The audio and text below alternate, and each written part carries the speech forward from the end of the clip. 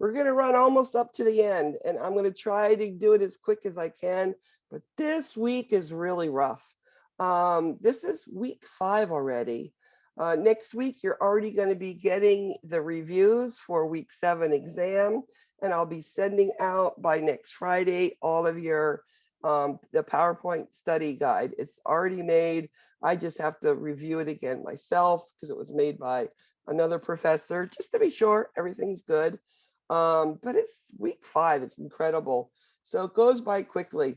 This week is cardiac and respiratory, but cardiac is not like the only thing that's similar between adults and the children is congestive heart failure. That's it. The rest is all congenital heart defects that you've never heard of, most of you. So we'll be going over that. Now, my forte actually is cardiac ICU in children, probably my favorite, the most thing I understand. I can see it in my brain, and I don't know why. It's just my little niche in life. So I'm going to try to explain it in a manner that you can understand it, sort of just a kink in a hose. What happens if the hose kinks? And that's the way I'll describe a lot of things. This week, you have your 2 case studies that are going to be due. You have your discussion question. I have sent a couple messages just to be sure. And then you have quiz 3, which is respiratory cardiac. It is on this week's lecture that we'll be going over. So we're going to be doing again like normal. We'll be doing our PowerPoint, and then we're going to be doing our Kahoot. So any questions, any concerns by anybody before we start? Remember, I am available for anyone who'd like to review the exam. I don't care if you got a 90 and want to know which questions got wrong. Does not bother me. I still can tell you those concepts that were there that you missed and making sure you understand, okay? And remember, these study guides are not only good for your exam, they are good for your HESI, and it's something actually you should review before your NCLEX. They are putting more pediatric questions in than ever before. There was a time where they didn't have any, hardly at all. Now they're putting more. So it is a great, great guide for you. And that's the way that we made them so that you can use them, up to your NCLEX. So let's start with our PowerPoint.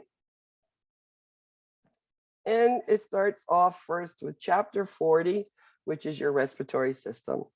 So respiratory infections can be either the upper or the lower respiratory tract system. Now in children, because they've got these big tonsils, they've got these big adenoids, very small structures close to each other, you're going to have children with a lot of upper airway mucus, which can create that cough, that upper respiratory infections, because it can't get down because of all of these structures that are there. Plus it forces mucus up into your ears, so the ear infections. And then of course we have sinusitis, and we have your tonsillitis or strep throats. Your lower is your pneumonias, and children do get pneumonias, right side, left side, doesn't matter. I've always been that person who, when I get a child in with symptoms that I think is pneumonia, I love listening to their chest, finding out which sounds of what lobe of lung are decreased, because it consolidates. There's no air moving through. So you can hear all of the lobes, and all of a sudden you don't hear something. I used to like to go back and look at the x-ray to see, was I right? Was that a left lower lobe pneumonia like I thought? And that always made me happy. I used to have fun at work trying to diagnose myself. Now, most upper respiratory infections are viral. They are not due to bacteria. I mean, yes, ears, yes, throat, yes, sinuses, those we will treat with bacteria with antibiotics. But most of these cough, cold, fevers, there are viruses. Now, knowing children are born with mom's antibodies, they protect that infant in the very beginning, but they go away. They wear off, they're gone. That's why we give all those immunizations, 2, 4, 6 months. Bam, we get them 4 or 5 injections every single visit they go to, because we're trying to build that child's immune system so they can fight against those really bad type of, diseases, which really could harm them and kill them if they weren't protected at all. Now, The first 3 months, they shouldn't really have many things going on, and fevers, etc. And if they do, we treat it very seriously because they shouldn't, because of mom's antibodies. Now, by the time they get to 3 to 6 months, because mom's stuff is wearing off, their infection rates start to increase. They start getting, the fevers, the viruses. I mean, furthermore, at 3 to 6 months, these kids now are probably in daycare because you have to work and they're around population more than the newborn infant. Most women protect those children more and don't let many people touch them. But then it gets 3 to 6 months, you start getting that spread of infection. By the time they're in toddler preschooler, remember, this is the age of swapping spit, everything in their mouth, oral everything, toys, and they're playing from one toy to the next, and the other kid grabs the toys, and they're in the carts in the grocery store and they're biting on the handles, and this is all of this, infection being spread. And it's okay, because by the time they get to kindergarten, hopefully they've been exposed to many of these viral diseases and they've already built up an immune system towards them. By the time they get to B5, mostly it's those bacterial type things they get, whether it's pneumonias or like strep throats. So you can see, as I said, they get increased immunity with age because they've been sick and their body builds those immune system for that. As I said, diameters are small, they're short, there's eustachian tubes are open and you get mucus in your ears, so you get a lot of ear infections. So what does a kid look like when they're sick? Well, usually if they have a fever, you don't see that first. What you usually see is they don't want to eat, or they're sitting down or laying down, put their head down in the middle of the day, which isn't normal for a kid because they fight their naps, they fight bedtimes. So if they're laying down, they're not eating their favorite foods, that's when you say, oh, he's got a fever. And what do we do for that? Well, when you have a fever in children, if we give them that Tylenol, that acetaminophen, or we give that ibuprofen for them, the fever comes down. What do? They get up, they act normal, they eat and they drink. So then they maintain their hydration and their nutrition. I mean, you will see children, they're fever, they got their heads hurt, they won't eat at all, they're vomiting, many of them. In the GI systems, the diarrhea, the abdominal pain. You'll see children with coughs. You'll see children that has a sore throat, and then they're full of mucus in their nose, and we can hear all of this upper airway gurgling going on these children. What is our goal? Well, number one, get that fever down. And what does that do? That lets the child be feeling good enough to be able to eat and drink. So hydration, nutrition will be met. And then if they're full of mucus, we want to get rid of that so that they can breathe easier and they can rest easier. And then, of course, they want their hugs from mommy to know that, they're okay. When any kid, I mean, even us big kids like to be hugged when we don't feel well. So ear infections, I said, are common because of the short everything and those big tonsils and those big adenoids, and all the mucus goes into the ear. So how do we treat it? Well, number one, otitis media hurts. You'll even see young little 2-year-olds point to their ears when you say, which ear hurts? And they'll point. And usually they take their right hand to their left ear. And I just think that's so adorable when they show it to me. But I know it hurts. So number one, give them something for pain. And I have found actually that Motrin, because it's the ibuprofen, more of an anti-inflammatory, actually works a lot better than acetaminophen in this case. Now, also, it is a bacteria, so we will be given antibiotics. Make sure that the parents do give the whole course of antibiotics and not to share it with the other kid, if there's 2 with ear infections in the house, because they need the whole dose in order to get rid of it. Now, if a child continues multiple ear infections, all the year, 4, 5, 6 ear infections, they will think about giving this child, sending them and doing surgery. And they'll put tubes in the ears to relieve the pressure and allow the drainage to go on. And usually at that time, because where does all of this mucus come from? is because of all the buildup in the back of the throat, because of adenoids and tonsils. Many of them will have tonsils and adenoids taken out too. Now, infectious mononucleosis, we all think of it as the kissing disease, and they're like, well, who did you kiss to get that disease? And we don't treat it that seriously. But let me give you a case scenario. And this is something that happened to me on a 9-year-old boy who came into the ER with his father. So they came into the ER complaining of that they had gone to the doctor, sore throat, fever, body aches, the lymph nodes were up, and the doctor did a little strep, it was negative. So sent him home, you have viral pharyngitis. So no antibiotics, Tylenol and Motrin, take fluids.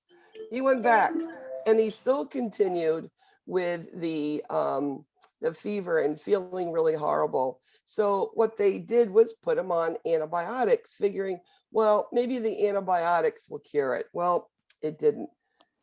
3 more days, it came into the emergency room and still complaining of being tired, aches and pains, fever, sore throat. So at that point, we said, let's draw labs. So we wanted to do a CBC. We wanted to look to see if there was an elevated white count, which would show bacterial infection, right? Yep. Maybe they were on the wrong. Can you open the door? Sort. Who is, let me see, I got you. There you are. So they wanted to see if maybe that the antibiotics didn't work. So see if the white count was elevated. Now, the other thing they do is something called a mono spot test. So this little boy was positive mono. So then it became our job as healthcare professionals to teach the parent and the child how do we take care of it. Now it is viral, so no antibiotics are needed. It's still Tylenol, Motrin, and fluids because of the fever. But the nursing teaching must include no physical education for at least 3 weeks, and they can't go back to it unless they're cleared by their physician. Well, 1 week later, after I discharged and told them, be careful that abdomen, don't let brothers and sisters, punch on that belly, because the spleen was swollen and it could burst and you need to protect the abdomen. 1 week later, I am now a primary trauma nurse, and I get a call. 9-year-old boy was out on a trike in the Everglades, fell on his abdomen, and by the time air rescue got him to me, he had died because he burst his spleen, because the parent did not listen well enough or take it seriously enough that mononucleosis did swell up his spleen, and when he fell, it was like a big balloon that popped, and he died on transit. So it was a really, really hard day for me because I taught the parents. The physician was an excellent physician who really described it very well. So it wasn't a language issue. It just, still to this day, I feel really bad for that kid. Now there's something called croup, and croup could be just from a simple bark, and because of swelling in the upper airway, the larynx, the trachea, little swollen, so you cough, and it can go to the point of epiglottitis. And epiglottitis is when the epiglottis, which is this leaf-like structure which covers the trachea when you swallow food so that food don't go down into the lungs. It swells so much that it covers the airway and they can't breathe. So what happens is, like an adult where they have COPD and they have trouble breathing, they're leaning forward, that tripod position, and they're trying to find a space and an angle where they can get that neck where they can get airway in. There's severe inspiratory stridor. This child can't swallow. They'll be drooling all the secretions that are just normally in the mouth. And if we don't treat this, this child will die because there is no air going in there. So what do we do for these children? Well, these children, initially, the first thing we're going to grab is a epinephrine or a racemic epi aerosol.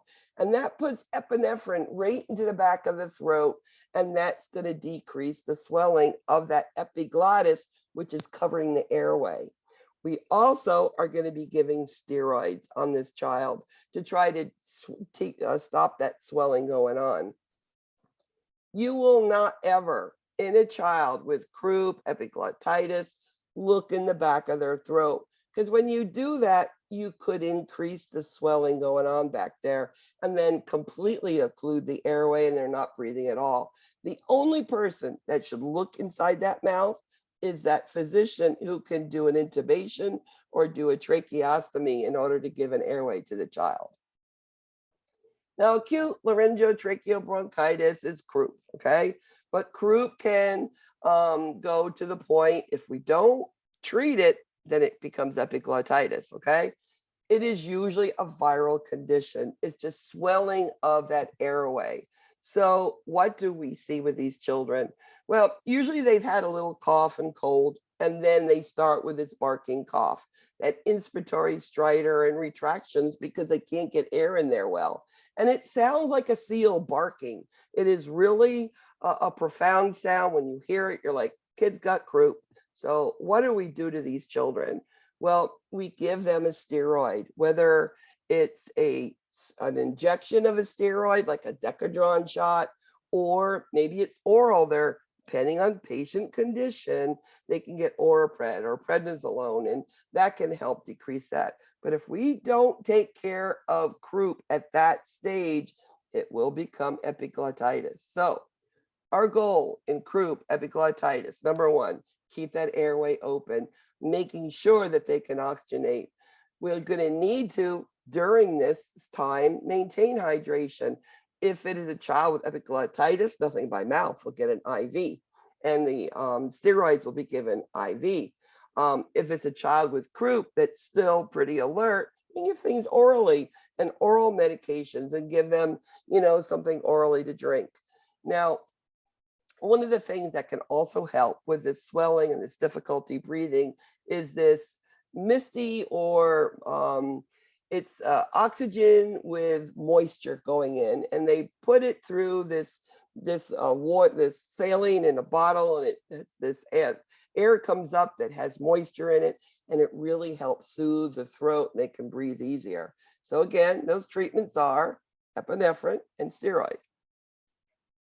Now, RSV, or respiratory syncytial virus, it's also called bronchiolitis. For you and me as adults, it's a common cold. But if you are an infant, this could be very, very serious. An infant's goal is to suck, swallow, and breathe. That's it. They just need to eat, suck, and breathe, okay? Put a little mucus in all those airways, and these children will tire out very easily, and they won't be getting the nutrition that they need. Now, RSV for a normal infant with no other conditions, we can suction the airway out before they feed, and we could feed them slowly and take time with it, and it's okay. But what if you're a child who was premature, who had respiratory issues, or are a cardiac child, or a cystic fibrosis or something, and you've got all this extra mucus going on? This child needs something to prevent them from getting RSV. And what we do is we give this medication. It is a monthly immunization from about September till about early spring, April, May. And it's once a month immunization, and it's called Synagist. And this medication helps prevent these children from getting RSV, those that are so immunosuppressed that just having a problem with breathing could put them over the edge, and we don't want to do that. Now, pneumonia is caused by many different things. It could be, it's usually bacteria. We'll treat them with antibiotics, and it is supportive. If they're coughing, we'll give them aerosols, give them the antibiotics, Tylenol and Motrin for fevers. It could be bacterial. I've never treated a pneumonia as a viral. We've always given antibiotics, and sometimes it's a little bit more, complicated pneumonia called mycoplasma pneumonia. And that's when we're going to need not just one antibiotic, and we need two. And why two? Well, our bacteria have positive and negative bacterias, right? So we give an antibiotic to cover each one. We give a penicillin, and then we give something like a ciprofloxacin, which is a negative, covers negative and positive bacteria, and we can help these children get better quicker. And then we have just recently, in the last 10 years, developed a vaccine for the pneumococcal. And we do give those to the young infants because it is a very hard disease, pneumonia to take care of and to cure. So we'd rather prevent it. Now, pertussis is an immunization that we give, and it should not be around, but there are those parents who do not immunize their children. And those children can get pertussis and they will spread it. And sometimes children, even immunized, will get pertussis. It is a very, very contagious respiratory illness. And these children get extremely ill. We just had a case down here in the last couple of years. There was 3 or 4 cases of pertussis, you know, in some of the hospitals in Miami and the next town up. And so pertussis is still out there. And as nurses, we're also apt to get it. And these children will be in reverse airflow rooms. We'll be wearing masks, and we will really be careful with dealing with these children because we'll get it. Many children, as I said, they're all oral, everything in the mouth, right? The swapping spit kids, and especially those 1 to 3 kids. That's why they have those little instructions, not for children under 3 years old. Now, they do swallow a lot of everything, right? But coins are probably the most common. And this is actually a picture I had. And this is a quarter this child swallowed. And I'm telling you, the most type of coin that I've ever seen is a quarter. They like the bigger ones. Why? They just put them in their mouth and all of a sudden it goes down. And now they can breathe, but it hurts and it's sitting there in their chest. And you can see it stuck right there, you know, in the back of their throat, right by their trachea and their esophagus. And it's like, what do we do now? How do you think we remove that quarter? Well, years ago, we would send them to the OR and do a bronchoscopy and take these clips and go down and remove it. But now that requires OR recovery, and it's a lot more involved. Today, you know what we do? We will take a Foley catheter that has a balloon on the bottom, right?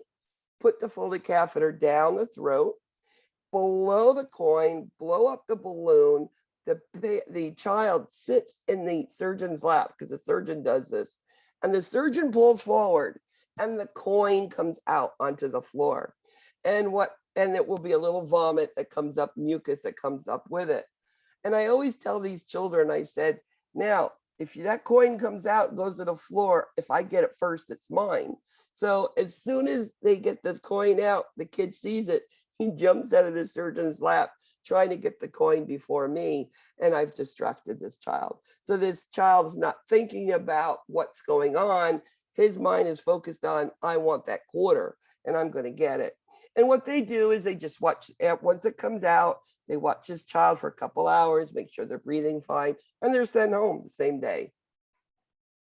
Aspiration pneumonia is also a big thing with children, and it could be because of feeding and reflux, and it's going into their lungs. So it's making sure children are fed properly is a big thing. The other thing is, you know, baby powder. I mean, I've always loved Johnson & Johnson baby powder. I think it smells really good, and I want my children to smell that good. But they have found that powder goes in their lungs, it can hurt them and cause an aspiration pneumonia. Another thing is, have you ever cleaned your bathroom with bleach and cleaners and that smell gets you? It burns your lungs, and it is a pneumonia that can occur. So children shouldn't be around that. Now, ARDS, or acute respiratory distress syndrome, is something that happens to children, and most of the time I see it happen, it's due to overwhelming sepsis. The lungs shut down. They don't want to function. They don't exchange oxygen and carbon dioxide. And this kid is extremely ill. It could be due to, trauma, like a motor vehicle accident or falling off. Children climb up on roofs of their house and out windows and fall off, etc. It could have been due to falling down. Adolescents experimenting with drugs, it could be due to that. And the other thing is, me who lives in South Florida, is near drownings. Now, near drownings, I've seen many children come into the emergency room that by the time rescue came, the child was running around. They pushed on the chest twice, he vomited water, and there he was fine. Okay. And they're like, why do I have to go to the ER? The kid is fine. Well, the lungs could take up to 3 days for it to respond to the injury that it had, that insult of water going in the lungs. So these children are actually placed in an ICU, or at least a step down, for 3 days watching their SAP monitors. This child is sick, and mortality is very, very high if they go into an ARDS. Asthma is another condition, very common in children, very common. Some children become adults with asthma, and it's due to some sort of allergen that creates this bronchial hyperresponsiveness and swelling, and it causes the airways to close up. So these children need to be treated so that they can be children. Now, we will be doing pulmonary function tests to see how, when they're well, see how much air they're moving. Also, we'll be doing allergy testings. What if this child is allergic to grass? Are you going to have this child out playing soccer? Because many children are out doing a lot of sports. Maybe another sport would be appropriate for this child, unless we desensitize them with the allergy testing. So our goal in asthma with children is to, number one, prevent them from having these asthma attacks, but to keep them doing normal stuff like every other kid. Now, one of the things with asthma is when we use our rescue medicines. Now, you see these little 3 things on the bottom left. These are called spacers. They are from a kid, from an infant up to adult. They can use them. I mean, some adults, you can't press that little meter dosed inhaler, your albuterol, inhale and push the button down at the same time. It's just uncoordinated. It's like walking and chewing gum. People can't do that too. Now, these children that are coming in to the doctor's office or ER that have had asthma, using their albuterol, it's not getting better. My first question, how did you give that medicine? Was it an aerosol with a mask on, or that meter dose inhaler? But did you use a spacer? Because a 3-year-old, 4-year-old, can they push and inhale at the same time? Probably not. So are they getting the medicine? So is it working? Probably not.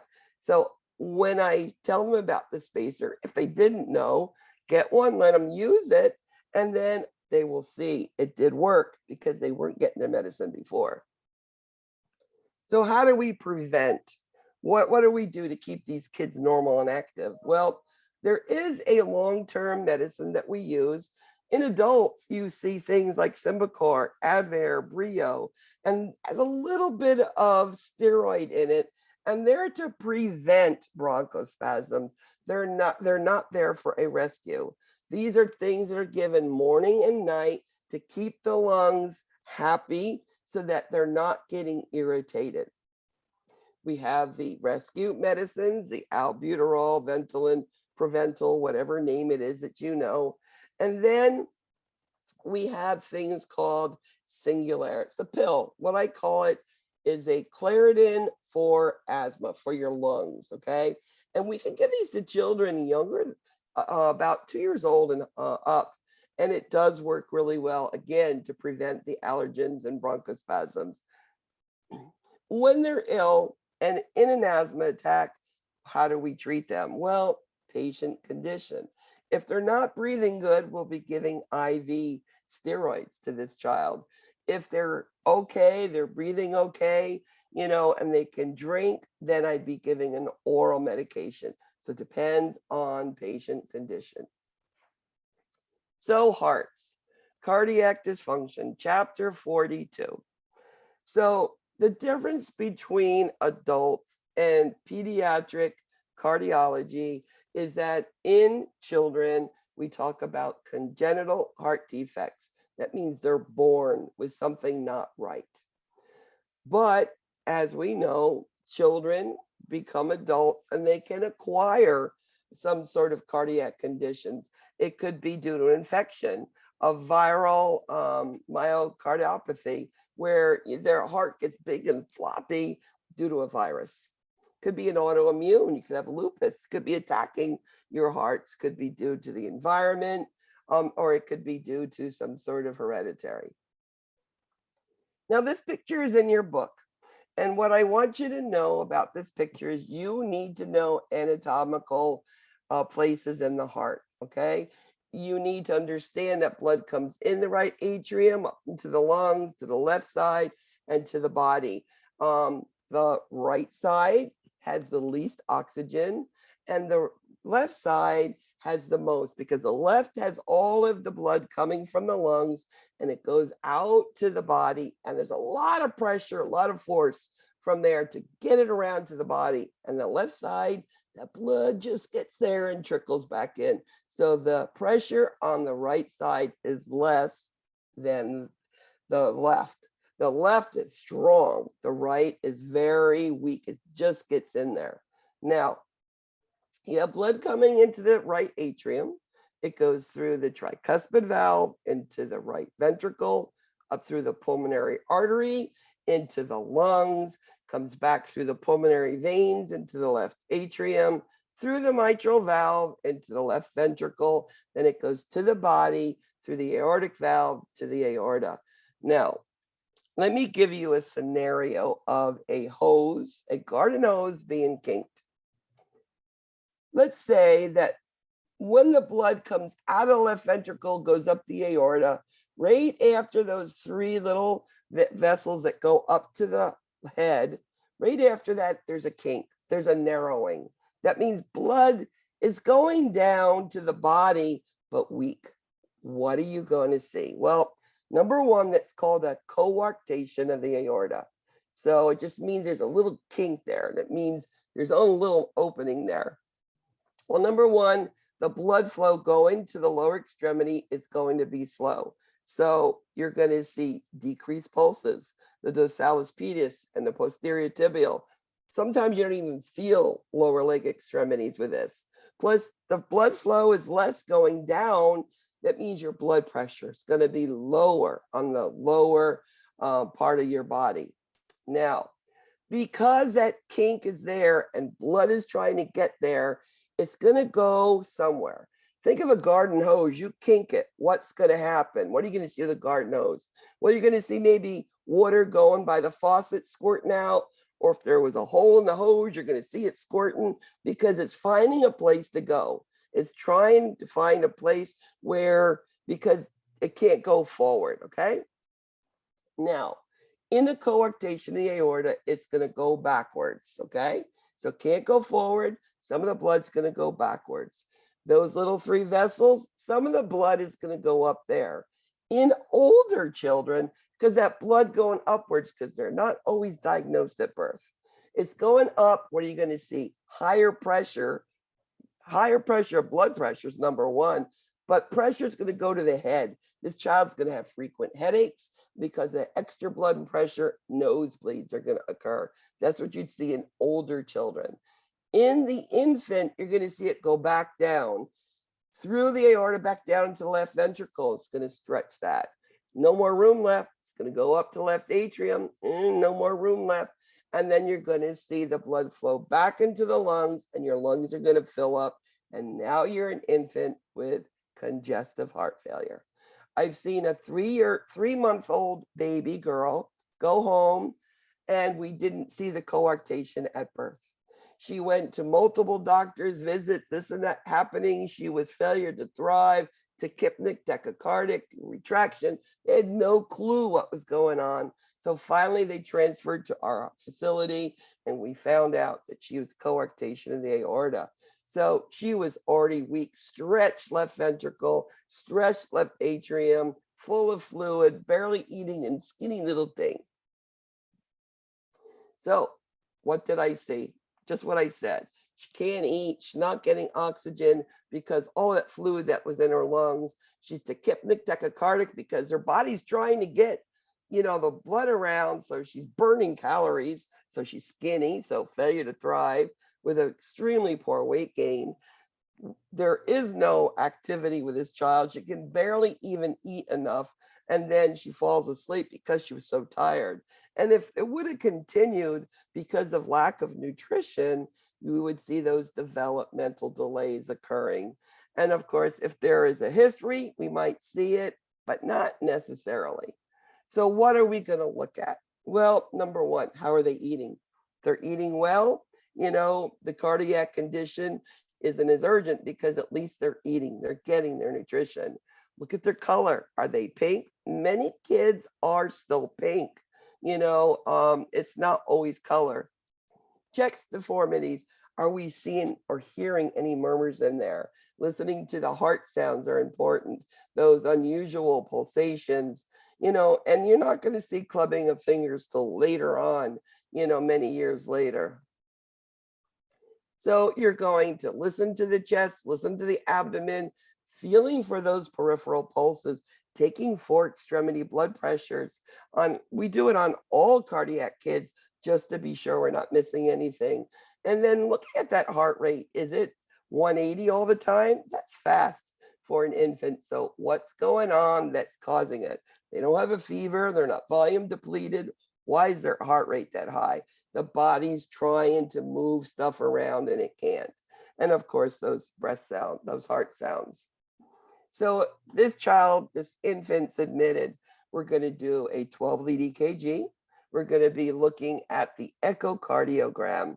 And when we do an echocardiogram and we find a heart, congenital heart, some disease going on, be prepared. This child is going to go for a cardiac catheterization. This child needs to be looked at to see where is the kinks, where is the malformations, looking at pressures, which way things are flowing. And that's called a diagnostic cardiac cath. And that prepares the surgeon if they need to do surgery. Now he knows where all of the pressures or the anatomy and what the heart looks like before he even opens it up. Interventional is more like your electrophysiology studies. This is when you go in and you do something for the heart instead of surgery. We can repair ASDs, atrial septal defects, or a hole between the right atrium and left atrium by doing a cardiac cath. And they put this thing called a helix device in there. And there's like a circle on one side. There's a little stalk that goes through, and then the circle pops on the other side. So the right atrium has this little disc, the left atrium has this disc, and it patches the hole. And it's not required to have surgery, which is a better thing, no open chest, etc. And the EP studies is usually cardiac dysrhythmias. So cardiac cath, what is your job? Now, preoperatively, it's just like a pre-cardiac cath, just like pre-op. You get them prepared. They can eat up till about 2 hours prior to going for this procedure. The big thing is when they come back. Now, cardiac cath, they put 2 catheters in the right femoral artery and the right femoral vein, and they're big catheters. And these are big vessels in, let's say, your infant, your newborn infant, okay? When they're done with the procedure, they pull out these catheters and they apply pressure to the area in the right groin to make sure it stops bleeding. And it forms a clot. And then they put a pressure and really tight dressing on that groin. Now, when they come back to the room or to the unit, wherever they're from, number one thing I'm going to do, I'm going to check that dressing first. Because an infant getting a cardiac cath can, on the jiggling of moving that child back into the room, they could have bust the clot open and now they're bleeding. You can have an infant bleed all their blood out through those holes in less than 5 minutes. So priority, I'm going to check that dressing. What if it is bleeding? What am I going to do? I'm going to take 2 fingers and push it right above the site. And I'm going to push down. It's closer to the heart than the hole that was made. Push it down, and I'm going to call for help. And this will stop the bleeding. And that's the treatment, just to hold pressure until the clot stops, starts, and it stops bleeding for you. So that's your biggest thing. Now you're going to do vital signs. You are going to document what the pulses feel like, because you will see some little decrease in the right lower leg because you've cannulated it with these big, catheters to do this cardiac catheterization. So they will be decreased. So just document it in your nurse's notes. These children, post-operatively, you must keep that right leg straight because it can burst the clot open. They also are on bed rest for 24 hours. We don't want that clot to burst. We do not want bleeding to go on. They can take orally, they can eat, not a problem. You can elevate slowly the head of their bed. And then we'll be monitoring blood glucoses because they could be lacking sugar or have too much during the procedure. So we'll be monitoring that well. So big thing, check the dressing, keep that leg straight, and bed rest for 24 hours. Congenital heart disease, there's more of them than you would ever imagine. And I didn't realize until I worked in the cardiac care unit. If you see there, the major cause of death in the first year of life is congenital heart disease right after prematurity. So there's quite a few cardiac children. And the most common defect is that hole between the ventricles called a ventricular septal defect or a VSD. Down's children are more apt to have congenital heart disease. Down's, the biggest thing is a VSD they'll have. They also have 2 other things called a truncus and an AV canal, but I don't go into them. It's just very specific for the Downs. So you have 2 sort of congenital heart defects. You have one that their oxygenation never suffers. And then you have those that are cyanotic, where these children could be an O2 sat normally of 70%. And that's normal for them, on some of these conditions. Now, if you remember when I first started talking about these hearts, about the right and the left side has a lot of pressure and the right side has decreased pressure. So if we have a hole between sides, where's blood going to flow? It goes from high pressure to low pressure. So it's going to go across the atrium. It's an atrial septal defect to the right side. So that is basically a left to right shunt. And then sometimes it will go to the left from the right. So that's what that means by shunting, because you have a lot of pressure in the left side and minimal on the right. Now, this is a picture that's in your book, and this shows you some of those congenital defects, and I'm going to tell you which ones you need to know. Now, increased pulmonary blood flow.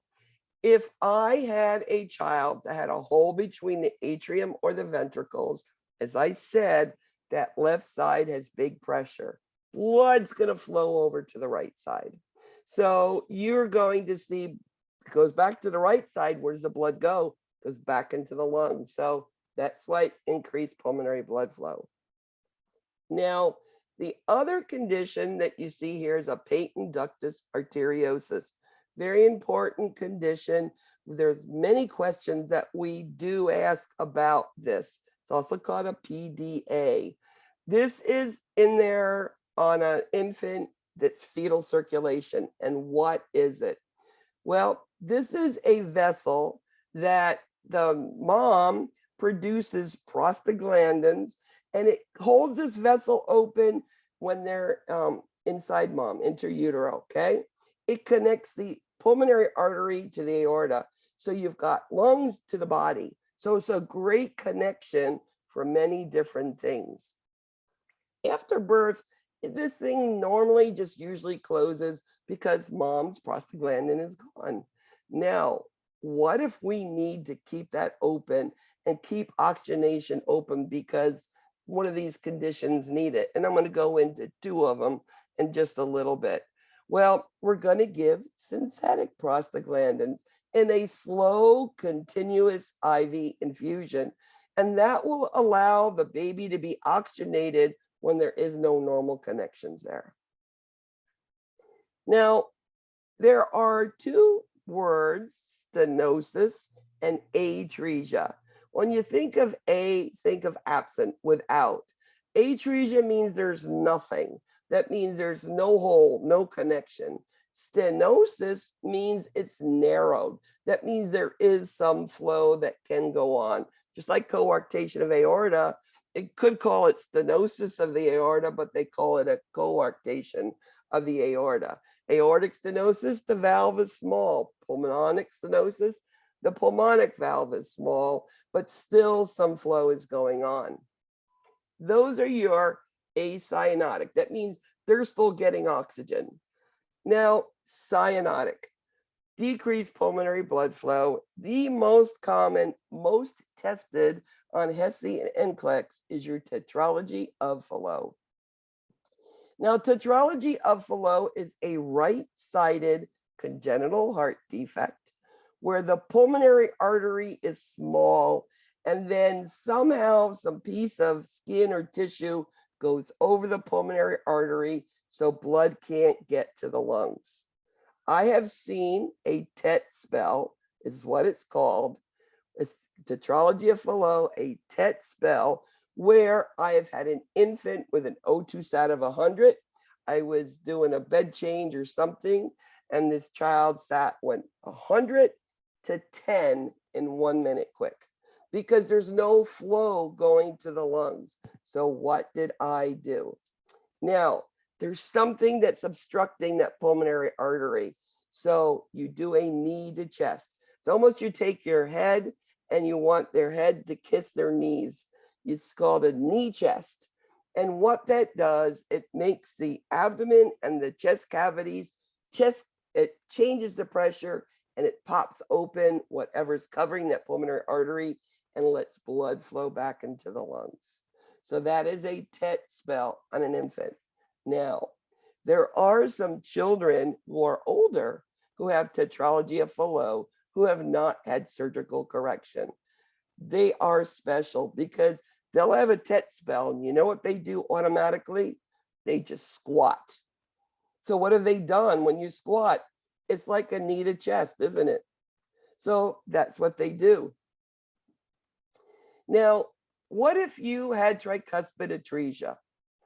There is no opening between the right atrium and the right ventricle, is there? So how are you getting blood oxygenated to the body?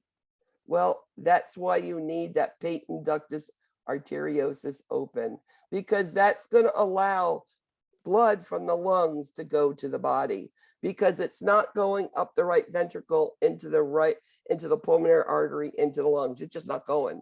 So the patent ductus arteriosus is there to give the oxygen to that baby. So we just start a prostaglandin drip in a slow, continuous IV form. Now, mixed blood flows. Now, when you look at transposition of great arteries, think, what are the great arteries of the heart? We have a pulmonary artery and we have an aorta. Well, the aorta is where the pulmonary artery should be, and the pulmonary artery is where the aorta should be. So that means you have oxygen blood and non-oxygenated blood. They're just not mixing. So again, how do we keep these children oxygenated? We keep that patent ductus arteriosus open, because the blood flow from the lungs is now connected to the aorta. So it just squirts the blood into systemic, and these children maintain oxygenated. And it's actually pretty neat that these children, it's not an emergency because they're getting oxygen. These children, we can wait for a week to do surgery, make a planned surgery instead of doing a rapid emergent, because we have prostaglandins and we have this great thing called a PDA that keeps oxygen going to the body. And the last thing that I'll discuss is the hypoplastic left heart syndrome. The worst of all of the syndromes that are congenital heart defect, which means your left ventricle barely formed. There's a little opening there, not much. The muscle is non-existent, so blood is not getting to the body. These children need a minimum of 3 different stages of surgery, and these children in the end usually end up with a transplant. You know, children can do well with transplants. I have my little Thomas, who I met as a newborn, had very rough go in the first 3 stages of surgery. And at age 8, he was, his heart had failed. There's nothing more we could do. And he was in for a transplant. And he said to his mommy, he said, "Don't worry about it, mommy. Valentine's Day, I'm getting my heart because it's heart day." And do you know, at 5 o'clock in the morning, they got a phone call. "We found a heart. You're going for your heart today." He is now 18 years old and doing very well with that heart and has not needed a transplant. So it, you know, he got his transplant, did not need another one. And he's doing very well with it and living really, for an 18-year-old, a normal life. So it's fun and nice to know that they do well. These are a couple of things about the way things flow that's there for you to look at, but I've discussed it already with you. Congestive heart failure is the only thing like adults. You know, what is it? The heart is unable to pump the way it should. We know in children, most of the time, it's due to that structural problem, the coarctation or lack of something that's causing this thing to go on. And we know that if we do not fix congestive heart failure, all of this extra pressure stretching that left ventricle, it can really destroy the heart, because the muscle, that pump, that left ventricle, is not going to be able to work. So what do you see in congestive heart failure? They're full of fluid. Their lungs are full. These children are, you know, tachypnic, tachycardic.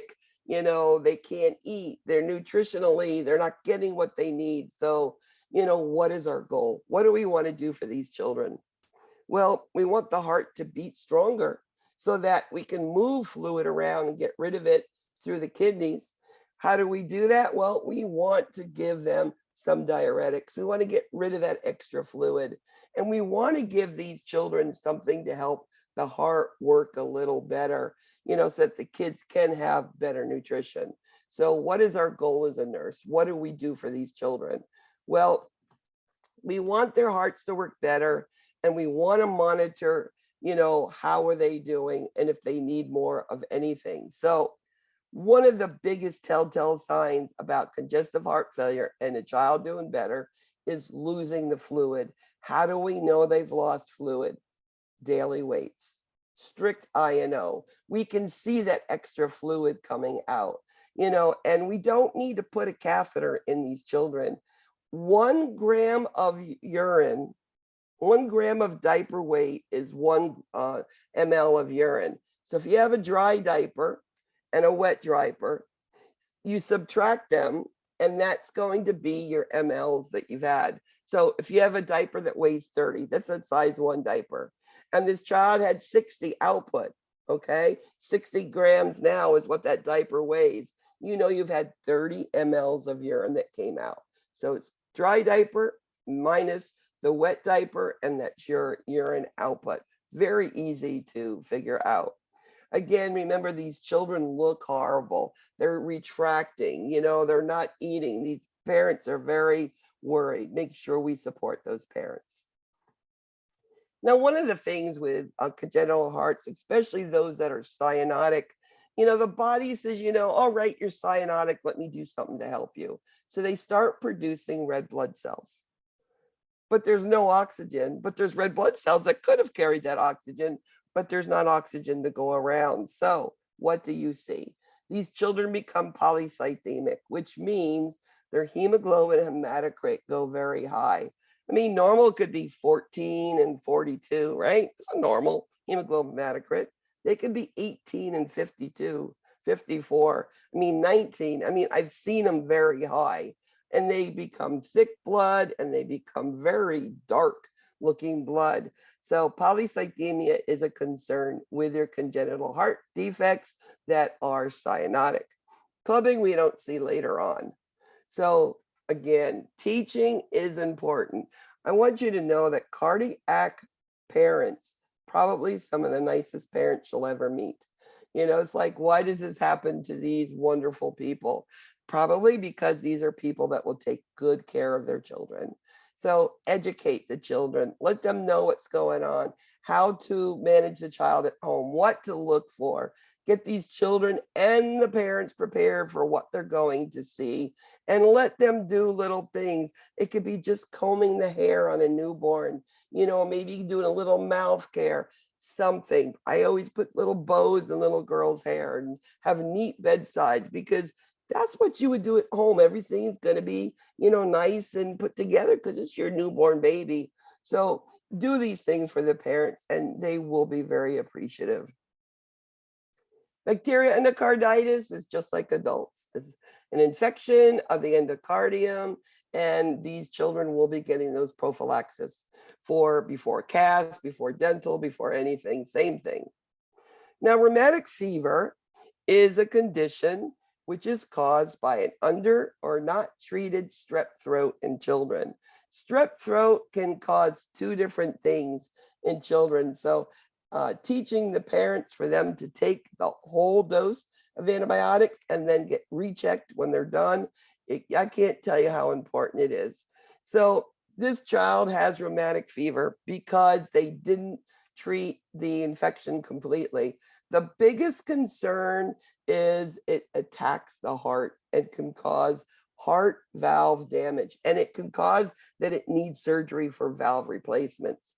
So these children, you're going to see fever, sore throat, you're going to see a rash, you're going to see nodules on their fingers.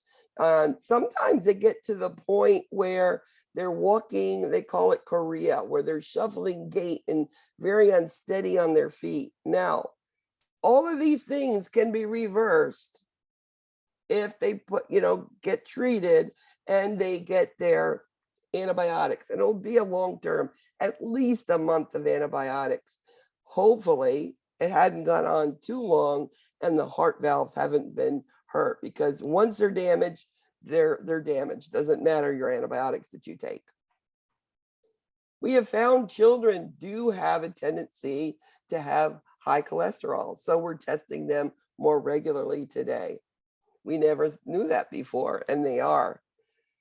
Cardiac dysrhythmia is just like adults. Slow, fast, and irregular is just what happens to them. And we use the same medicines as we do with adults, but what do? Milligrams per kilogram, micrograms per kilogram, that's what we do. And one of the most common medications, let's say you're a little tacky, you want to give them some digoxin to slower and strengthen that force of contraction. Well, how are you going to know if an infant on digoxin is digtoxic? They can't tell you that they're nauseous. They can't tell you they're seeing yellow spots. They can't, but they will vomit. So same condition. Heart rate, well, in infants, above 100, not 60 like digoxin in an adult, okay?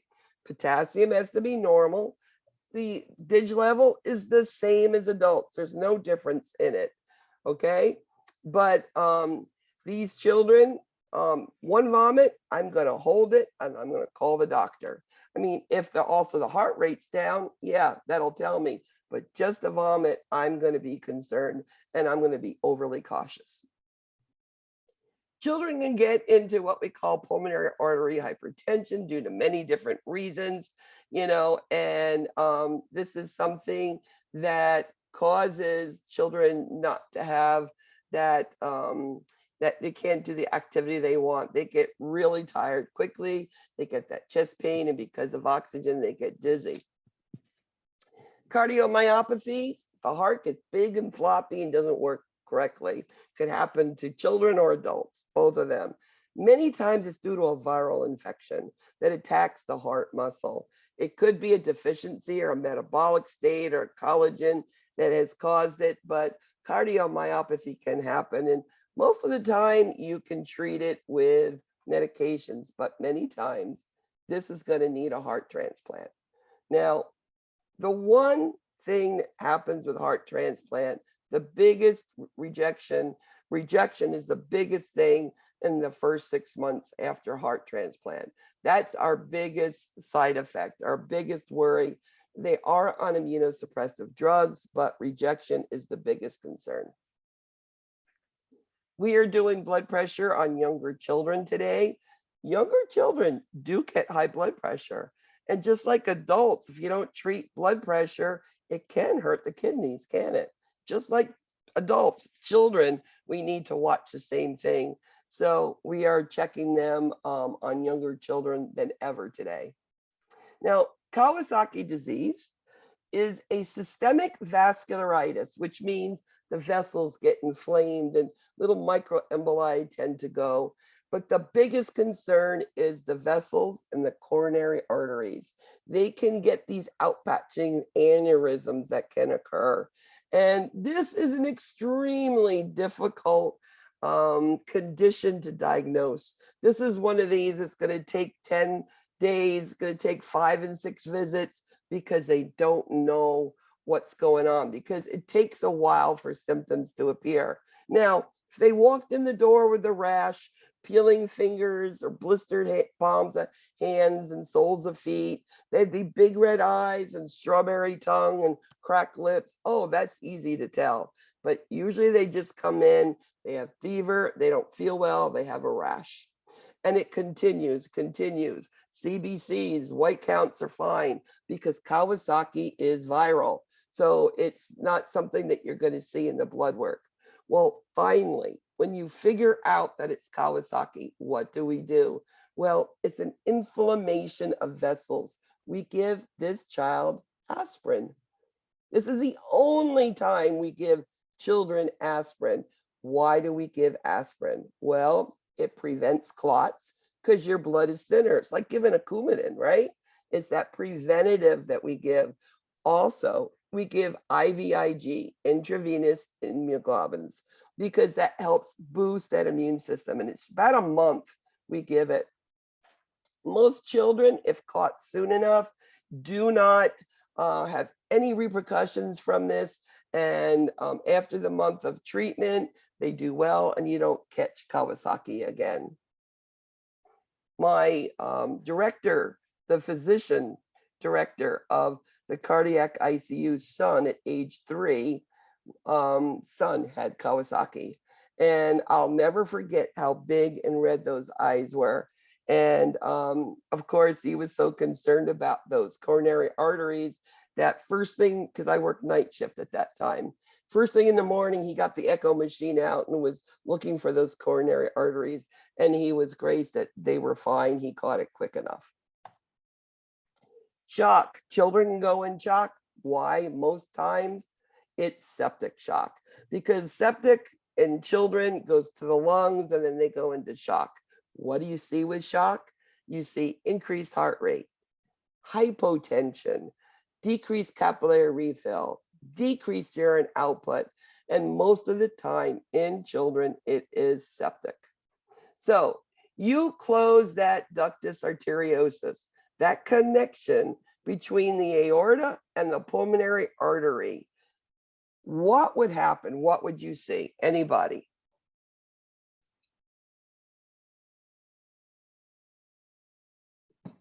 The patent ductus arteriosus connects the aorta to the pulmonary artery. You close it. Remember, that left side is pushing out a lot of volume, a lot of pressure. And then you have this duct that's right there that goes up to the pulmonary artery. Blood's going to flow up into the lungs. So if we close it, guess what? You're going to prevent the return of oxygenated blood to the lungs. And the answer is D. Are you overwhelmed yet? It's a lot of information. I hope I made it understandable. Now I'm going to do the Kahoots, which has some of this re-emphasized and some things that I didn't go into the PowerPoint. So It will bring to light some other things that you need. Are all you people there behind your names? Or did you fall asleep yet on me? Kira, Prexa, Yul, Catherine, Amy, you're all there with me? Did I lose you? Boris, where'd you go? Yes, I'm here. I'm here. Okay, making sure. Thank you, Boris. You gonna win today, Boris? Maybe. How about you, Anjanette? Yeah? It's a rough one. Okay, Sean will. He's a cool under stress dude. Okay, Dolores will. Amira? Yeah? Okay. Let's see who gets it. Good, I like that. Yes. Yes. We're running good on time, so this is good.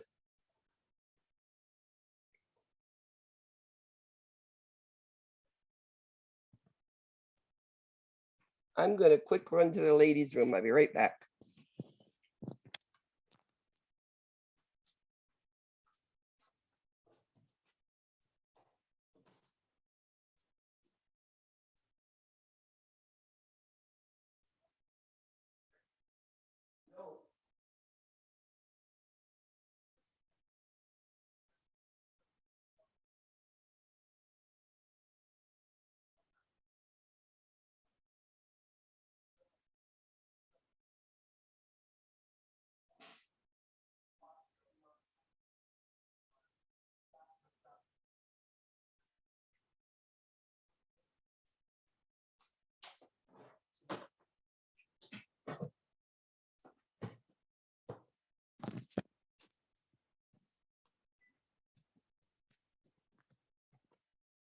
Nobody else wants to play?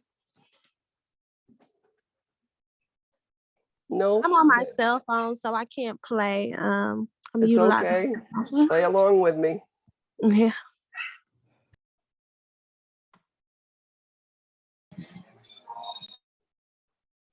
Let's just get going. Just to know, I don't look at who does, the answers or not. I just think it's fun competition, okay? A majority of upper respiratory infections are caused by what?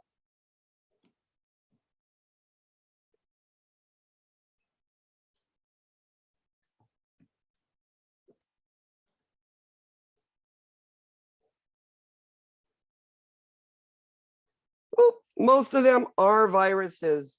Bacterial, no, but usually upper respiratory are all viruses. A multi-select. What would you suspect if a child has a dry, bothersome cough that keeps them awake at night? Now, the key thing here is dry, bothersome cough at night.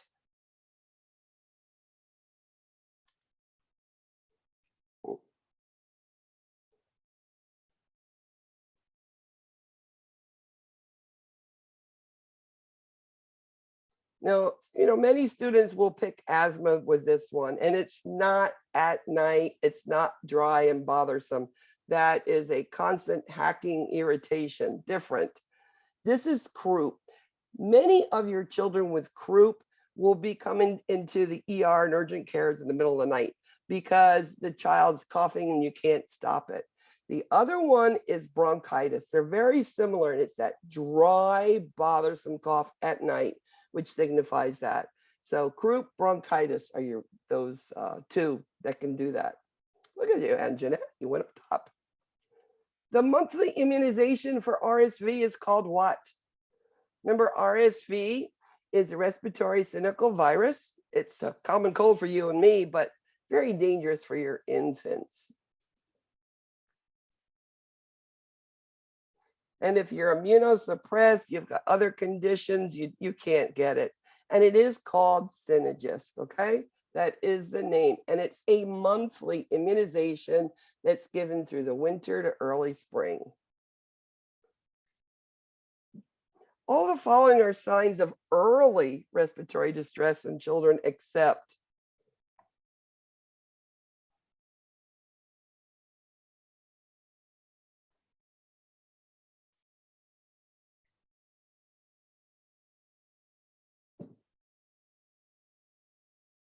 so you're going to see tachycardia, diaphoresis, respiratory restlessness, they're hypoxic.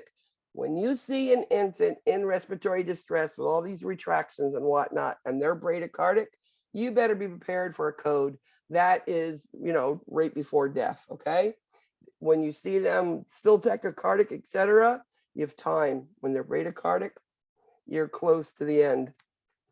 A 4-year-old child's been taking meds for asthma. She's still wheezing. What information is important to ask these parents?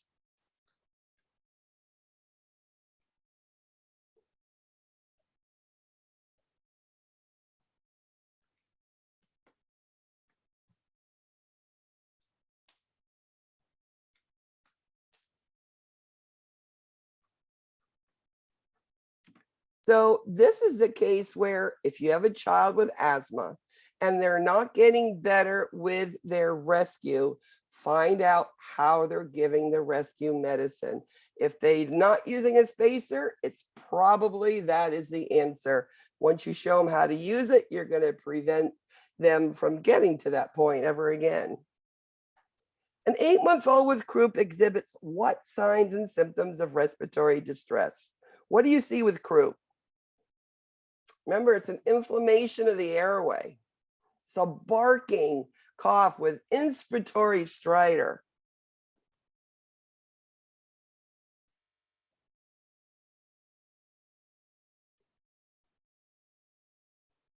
And what you'll see is those retractions and restlessness because they're a little hypoxic, okay? Abdominal breathing, pulse of 140. Well, you think of croup, you think more of their inspiratory distress. You're thinking of those retractions that you'll see. And respiration is a 25, pulse rate of 88. That's way too low for that child. They're not good signs for them. Look at that, cat's on fire. Signs and symptoms of asthma include all except what?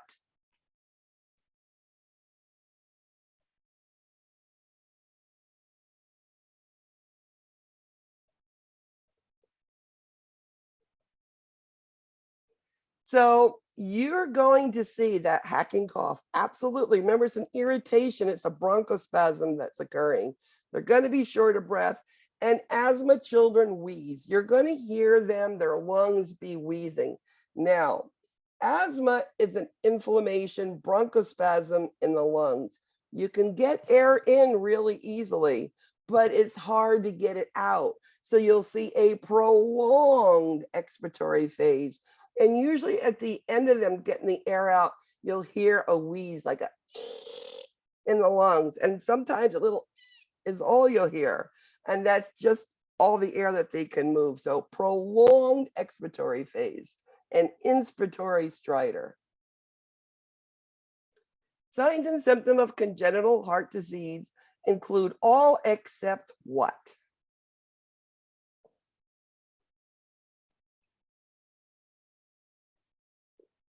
Remember, you think congenital heart disease, a heart's not working right. The heart's trying really hard. The body's trying really hard. And the problem is they're burning calories like crazy. They're not eating because they tire easily. They can't finish their meals, their bottles or breast, whatever. So their weight gain, they're going to be thin. They're going to be in that 25 percentile or lower. What would you not do to children diagnosed with croup and epiglottitis?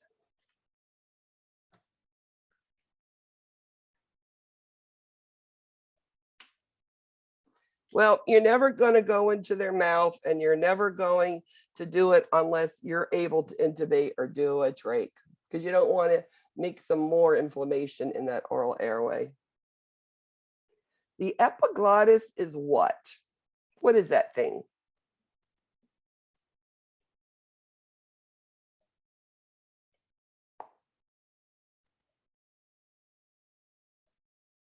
So the epiglottis is a leaf-like cartilage that covers the trachea when you swallow, so food don't go in your lungs. So it's all of the above. And that's what gets swollen, and that's why you can't get air in. That's why the child's leaning forward and drooling, and they can barely find a place to move their head to breathe. A multi-select. When doing an admission on an infant with a low-grade fever and loose cough, what information is important? You know, you're admitting a child. This is an admission. So number one, you think not only this child, thinking of room placement, putting proper children together, you know, and then other information you need. What's important? Well, we don't really need to know about APGARs. It doesn't have anything to do with admission and what we need to know at this time. That's later, but we need to know how high the fever was. Immunization status is imperative because if this child doesn't have immunizations, is in with another child with the same diagnosis, you may be giving the other child something and you can't do that. So room placement is important. And then I want to know when they had their Tylenol, Motrin, or whatever. So in case I need to give some more, I can. And Kat went up top, Anjanette. What is cystic fibrosis? Now, this is one of the conditions I didn't put into the PowerPoints. You've done a case study on it. And I think I can discuss this well enough during my cahoots so that you can understand exactly what it is. So cystic fibrosis is when the lungs and digestive system are clogged with mucus. The lungs have all of this mucus, thick mucus, which accumulates in the bases of the lungs. It's like a petri dish where bacteria just loves to grow. So our goal with cystic fibrosis with the lungs is to keep it loose and keep that stuff coming out so that it doesn't have a chance for bacteria to grow, okay? The second part is the small bowel and all of the enzymes that are there that are produced in order to digest food. And your food is not digest properly. And these children are not getting proper nutrition. So what do? Well, in case of the enzymes, we give pancreatase, this enzyme, we give them to the children about 30 minutes before they eat, and this helps digest it. If they can't chew it, swallow it, then we can sprinkle it on the food, even the powder, but make sure we rinse the mouth because it can hurt the teeth. And then the one thing that we need to remember is to always increase the dose as a child gets bigger. Probably what we fail on the most is not increasing dosing. The dosage is quick enough. What is the greatest risk for an infant having a cardiac cath?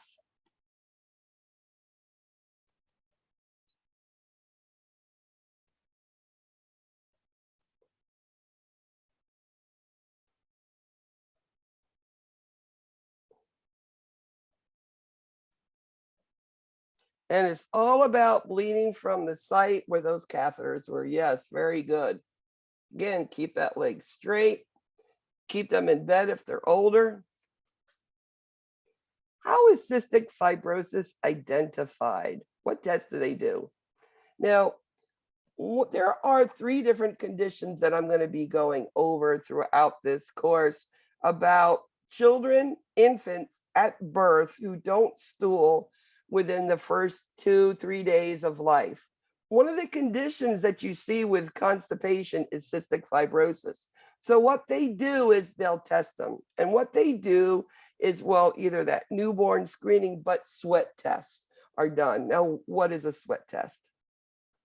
Well, I'm not telling you to do this, but if you did, if you licked an infant with cystic fibrosis, you would taste salt. They are full of salt, their sweat, okay? That's what you would taste. Now, just don't do that, but you can see salt is coming out. So no salt restriction on these children, okay?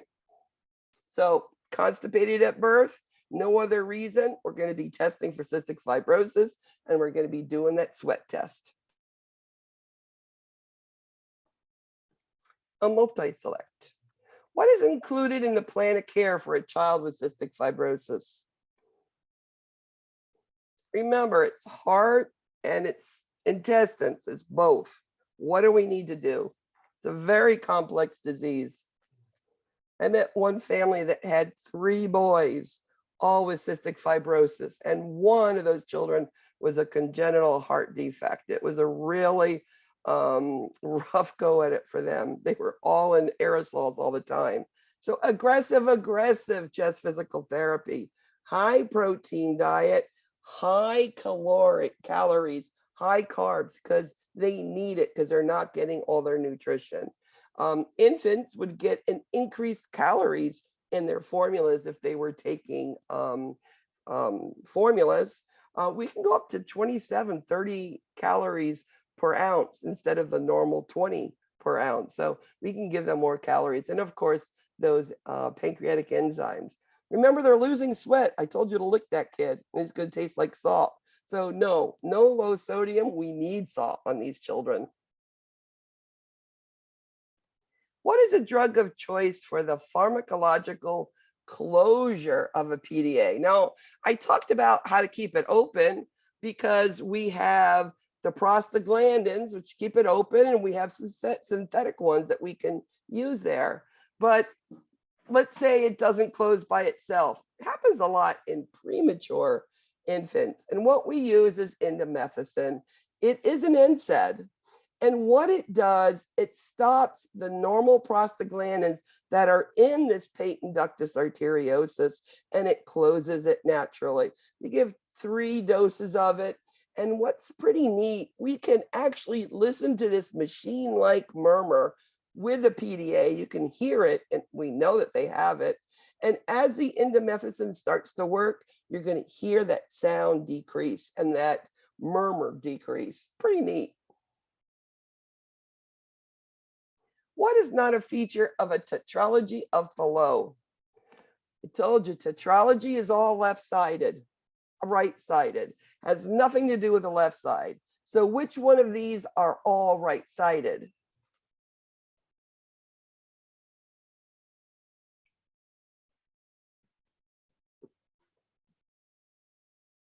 So pulmonary artery stenosis, oh yeah, because you don't get any blood going to the lungs. Absolutely that. They do also have a ventricular septal defect, a hole between the ventricles. It's just something they have. And if you can't get blood up into your lungs, what's going to happen to that right ventricle? It's going to stretch. So the right ventricular hypertrophy. The answer to this is aortic stenosis. Why? It's on the left side. Has nothing to do with the right side. So aortic stenosis is not part of it. The other thing that you see with tetralogy isn't like the aorta is like called an overriding aorta. It sort of tends to move a little bit. What medication would you hold for an infant that is vomiting and has vital signs of 98, 98, 88, 32? What medication would you think of? Infant vomiting.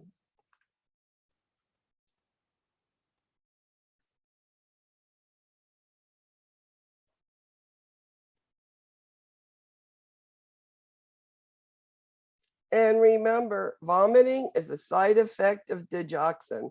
Remember, an infant and look at that heart rate, it's 88.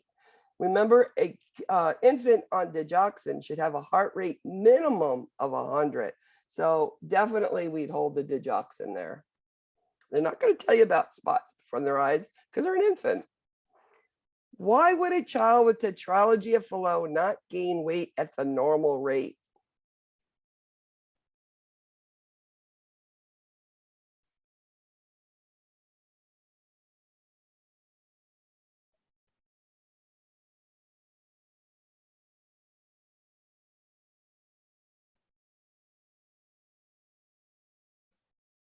So it's inadequate oxygenation, which leads to decreased energy, and they can't eat, so they're not going to be gaining weight.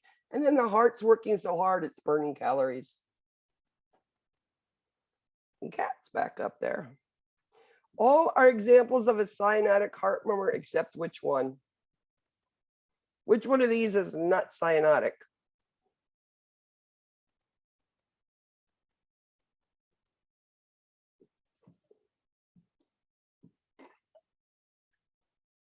So an aortic stenosis is just a narrowing of the aorta, of the aortic valve.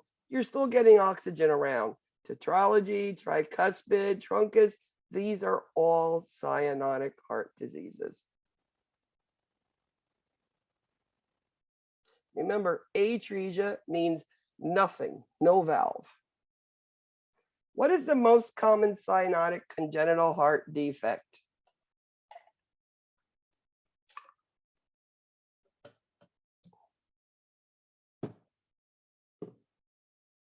And it's tetralogy of Fallot, and I'm telling you, this is the one that you're going to see. You'll hear it on your HESI, you'll hear it on the NCLEX.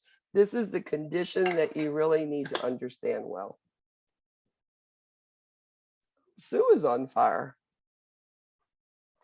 Nursing care following a cardiac catheterization.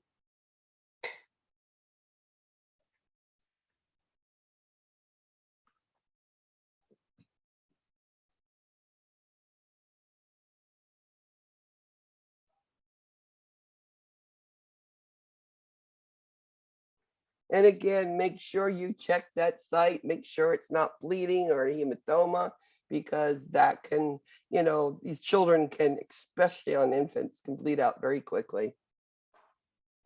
Nursing education for cardiac catheterization include all except.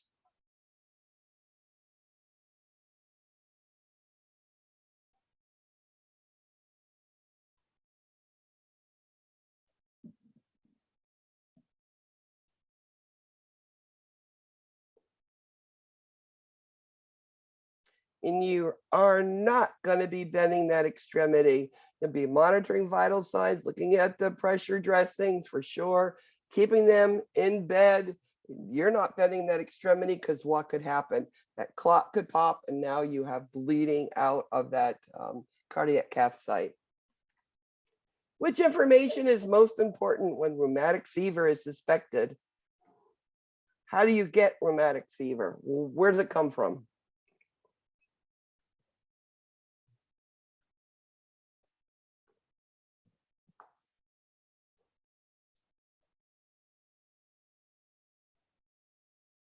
So remember, rheumatic fever is due to a not or undertreated strep infection, strep throat.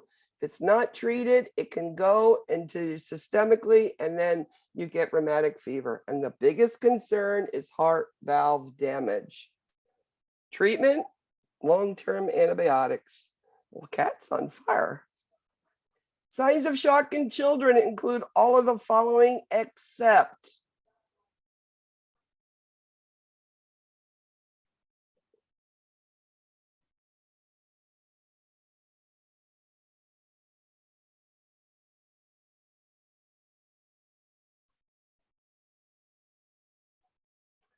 So this child is not going to be hypertensive, are they? They're going to be hypotensive. They're going to have altered mental status because they're not perfusing. They're going to have poor capillary refill because the heart's not beating properly. They're going to be tachycardic, tachypnic. They're going to have decreased urine output, hypotensive. They're not going to be hypertensive. That is shock. Elevated heart rate, decreased blood pressure. What is the treatment for Kawasaki disease?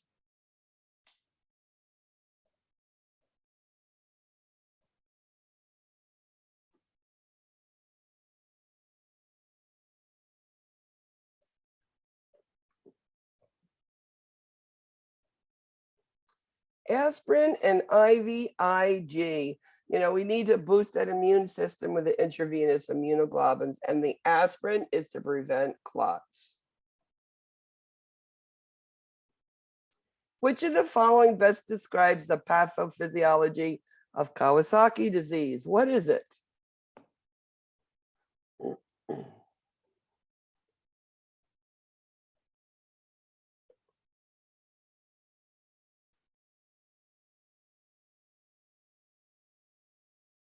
So it's a multi-system vascularitis, which can affect the coronary arteries.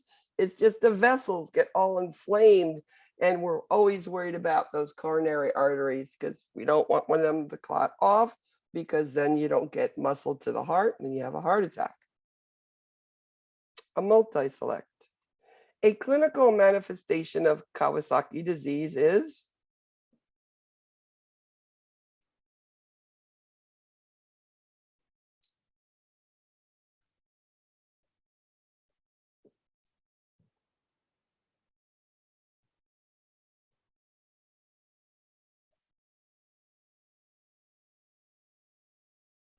So you have those blistered palms of the hands, soles of the feet, or even cracked going on, those red eyes.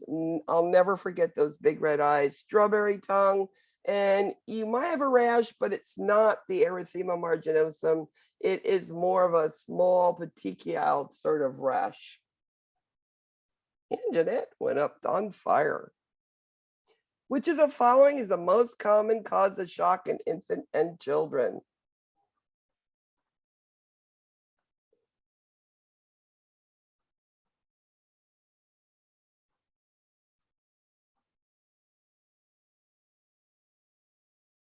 So infection, remember sepsis is the biggest thing that causes shock in children. Player 2, okay. What are defects associated with tetralogy of Fallot? Remember, tetralogy of Fallot is all on the right side of the heart. Has to do with the pulmonary artery. Blood can't flow up there.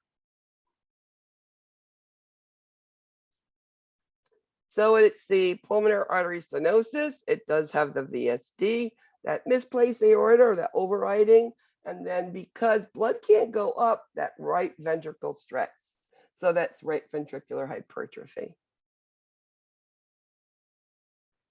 A young child with tetralogy of Fallot may assume which position naturally when having a tet spell. I mean, not every child that's 2 or 3 years old have their tetralogy fixed and they haven't had surgical repair yet.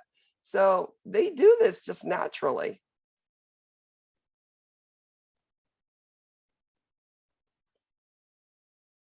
And they squat down, they just drop to their knees.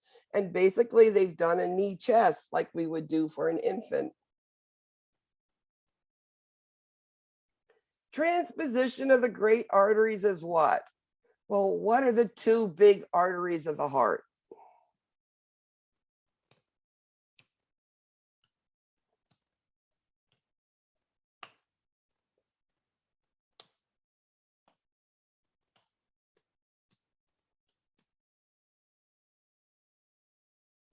So the positions of the aorta and the pulmonary artery are switched, okay? And there is no oxygenation going on. So what do we need to do? We're going to place these children on prostaglandins, get that oxygen going over systemically that we need it to go. Which of the following is not an intervention indicated for transposition of the great arteries? Well, we need to do surgery. We need to turn around and switch it, put it back where it needs to go. So the arterial switch is the operation that we use. What else did I just say? And then the other thing is we need to get blood flowing between oxygenated and unoxygenated. So we do this balloon septostomy, and that will help blood flow around there. So oral vasodilators has nothing to do with a transposition of great arteries. In fact, in this case, nothing by mouth is going to work. A multi-select. Why is prostaglandins given to a child with transposition of the great arteries?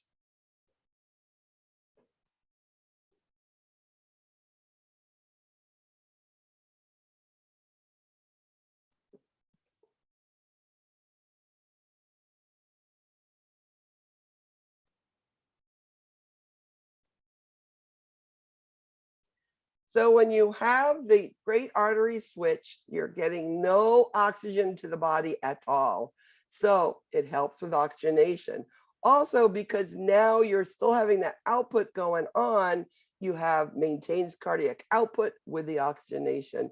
It has nothing to do with antibiotics or anything like that. All it does, it keeps that patent ductus arteriosus open, your PDA open, which gives oxygen, because prostaglandins is what's needed to keep it open. That's all it does. It keeps it open. What is the purpose of giving indomethacin to a neonate with a patent ductus arteriosus? This was a question that was earlier, something I hadn't covered within the lecture, but we've already talked about indomethacin. What does it do?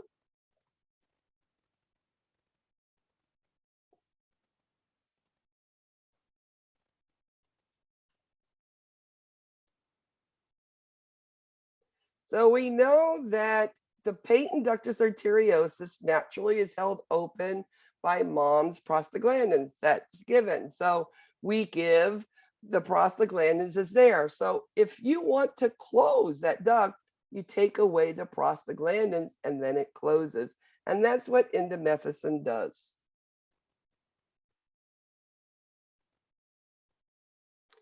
Where is the patent ductus arteriosus? What does it connect?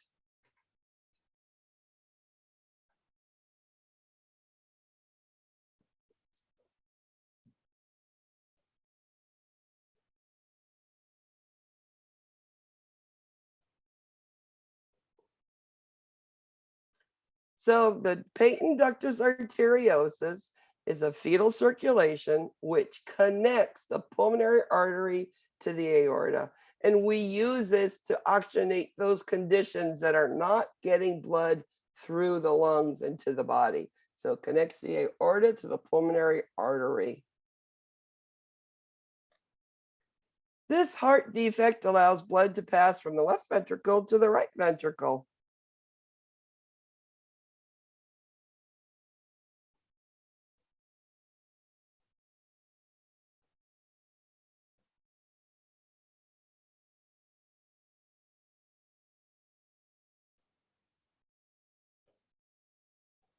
So a hole between the left ventricle and the right ventricle is called a ventricular septal defect. Well, what if it was a blood hole that was between the left atrium and the right atrium? Well, that's going to be an atrial septal defect, okay?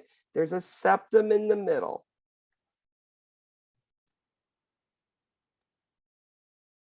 A multi-select.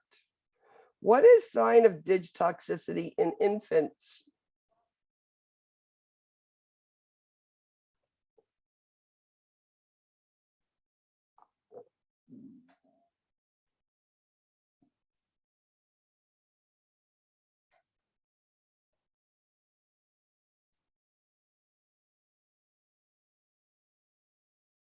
So you will see nausea and vomiting. You're going to see the heart, and it's not, maybe the nausea is more of a retching that you'd see in an infant, but it's vomiting for sure that you will see. And the heart rate being lower than 100. Now, is an infant going to tell you that he's seeing yellow spots? No. So it's only nausea, vomiting, and a heart rate. It's a trick question. What is congestive heart failure?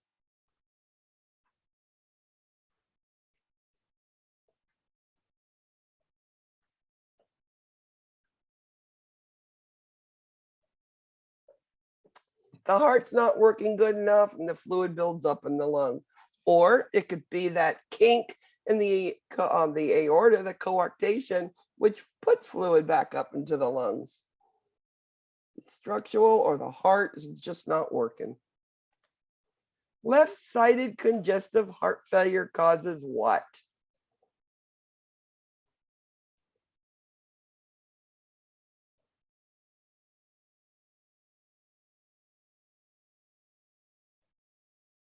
Absolutely. Left side goes back and it goes into the lungs. So shortness of breath, coughing, and fluid. Very good. Good job. Blue's on fire. A multi-select.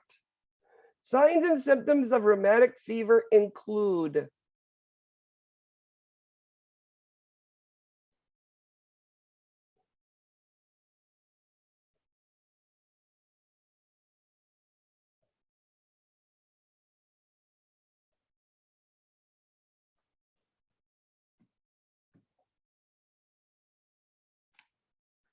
so it's a little bit of everything. You have the rash, the chorea, the polyarthritis, subcutaneous nodules over the joints. You see the fever, not feeling well. And these children, then they'll find out that they've had this strep infection or a sore throat that wasn't treated.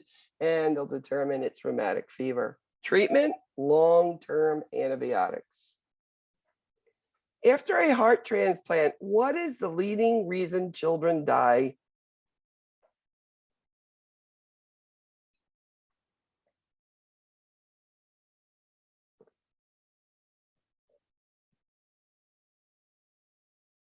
And it's rejection, okay? Rejection is the leading reason why children die post-heart transplant. A multi-select. A child's about to have the chest tube removed. What should you do? Now, I've worked adult cardiac ICU open hearts and children, and I know adults tell me that when you remove the chest tube, it burns intensely, but then it goes away pretty quick. So in children, what are we going to do? Number one, be honest.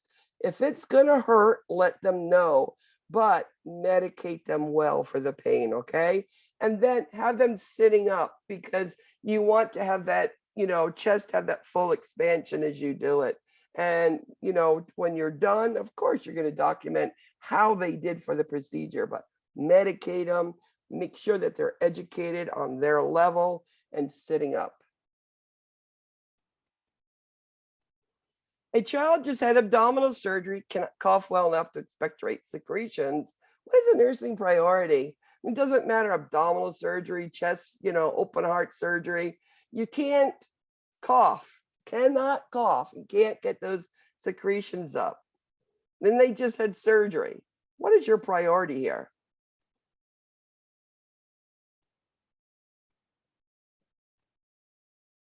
Well, number one, you're going to medicate them for pain. Have you ever had abdominal surgery, chest surgery, and they want you to cough, deep breathe using instead of spirometry, and you're in pain? Oh no, it is not going to happen. You medicate the child with pain medicine, a good dose, then they're going to get out of bed, they're going to sit in a chair, they're going to ambulate, they're going to cough, deep breathe instead of spirometry. But it starts with medicating them for pain. Makes sense, doesn't it? What is OOB? The what? One of the answer choices said get the child OOB. What is that? Out of bed. Oh, okay. Out of bed. That's a pretty neat thing. You learn a new abbreviation. An infant of 3 months have a fever of 103.6. What would you medicate this infant with? What's appropriate for an infant of 3 months old?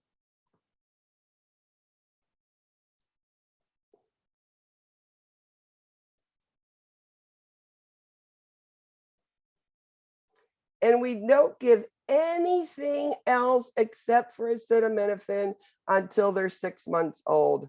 There is something to do with ibuprofen, platelet aggregation, and that the infants can't tolerate.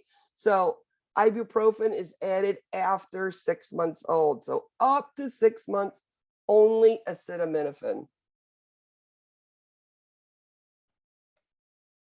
A newborn infant's assessed, the nurse finds very weak lower extremities. What should she assess next? Lower extremities, very weak pulses. What are you thinking that could be? And what should she do next?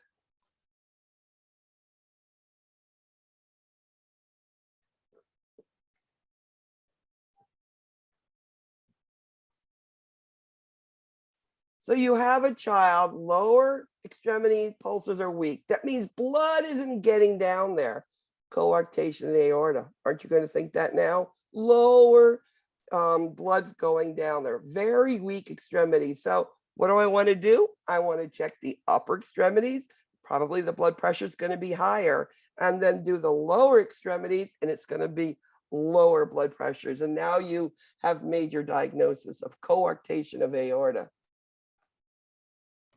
A multi-select.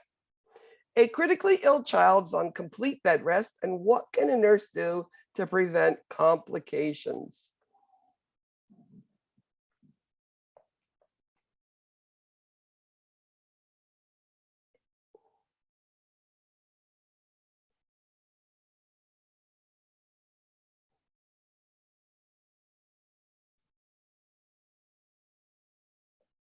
So a child on complete bed rest, we're going to be doing that instead of spirometry. We're going to use those blankets and pillows.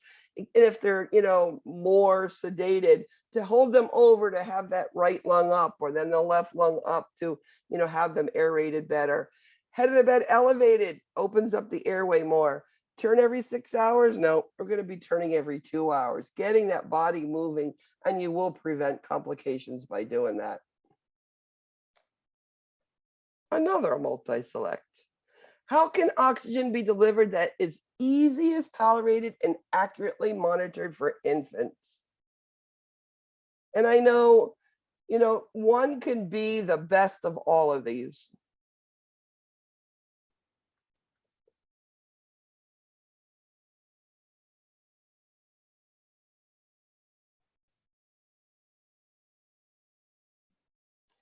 So there's something called an oxy hood. It's a clear plastic that goes around the neck of the child. The infant can look around, put the fingers in the mouth, can suck on their pacifiers, and they love it. We can monitor that really easily. We know exactly the percentage of oxygen, and the kids love it. Now, nasal cannula is the next one that we would use, but the thing is they'll take their fingers and they will pinch it off because it tickles their nose in there. Blow by is not accurate at all, and easily tolerated to be intubated. Have you ever been intubated? It's horrible. And you do feel like you're not breathing, choking and gagging, because I was intubated. It's not nice. Multi-select. What procedure are used to keep the lungs open with a child with cystic fibrosis?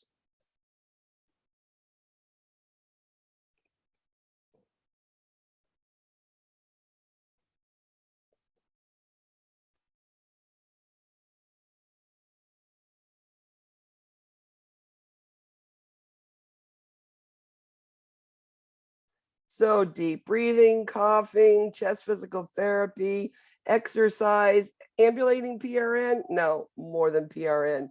Morning, noon, and night. The child needs to be up and needs to be moving and doing that exercises, etc.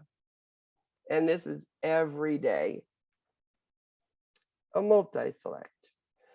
Children with cystic fibrosis require pancreatic enzymes with meals. What teaching should be done?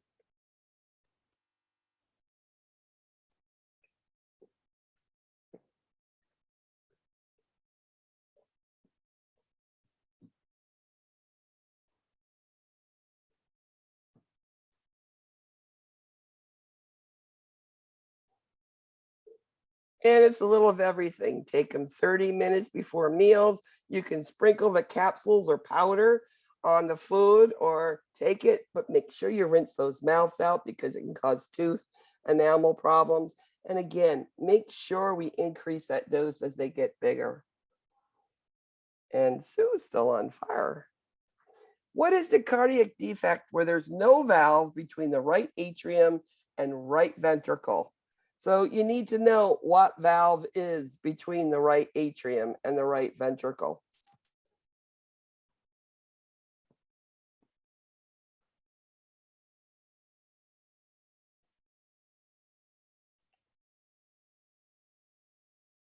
And that's called tricuspid atresia.